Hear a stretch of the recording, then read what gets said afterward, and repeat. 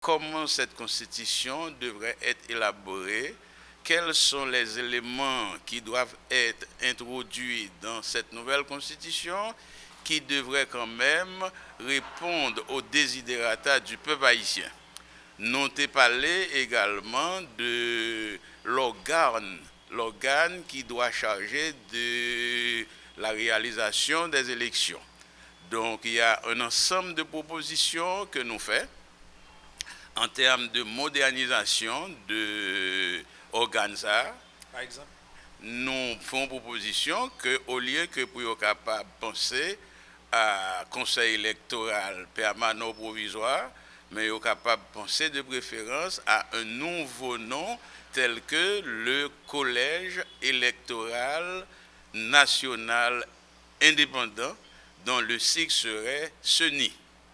On a défini maintenant la mission de ce CENI et comment CENI ça lui-même doit organiser les. On a parlé également de la décentralisation, comment il faut rendre effectifs les départements en termes d'autonomie administrative, autonomie financière et autonomie fiscale. On a parlé également des modes de désignation de ces responsables qui auront à diriger, à siéger comme responsables dans les départements. On a parlé également de la question du bicaméralisme. Est-ce qu'il faut adopter le monocaméralisme ou bien est-ce qu'il faut adopter le bicaméralisme? On a fait des propositions en ce sens. On a parlé également du bicéphalisme de l'exécutif. Un président et un premier ministre, faudra-t-il conserver le bicéphalisme exécutif? Faudra-t-il avoir un président avec un vice-président? Ou faudra-t-il maintenir le président et le premier ministre? On a fait des propositions en ce sens en tenant compte des idératas, des désidératas du peuple haïtien. Donc nous pensons que les membres du comité consultatif indépendant aura à tenir compte de l'ensemble de ces propositions que nous avions déposées.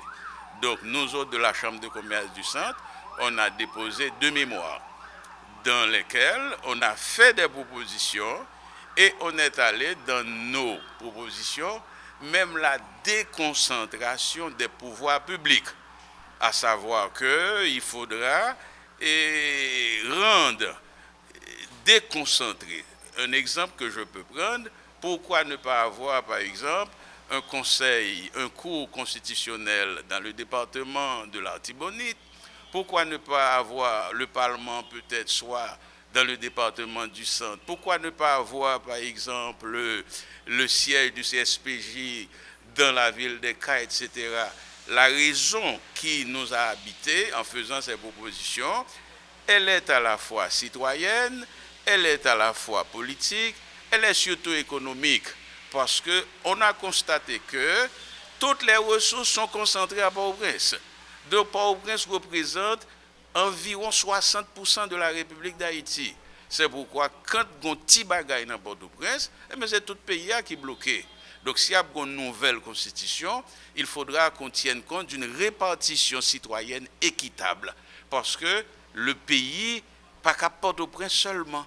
Donc il y a 10 départements, il faut une répartition objective des ressources du pays.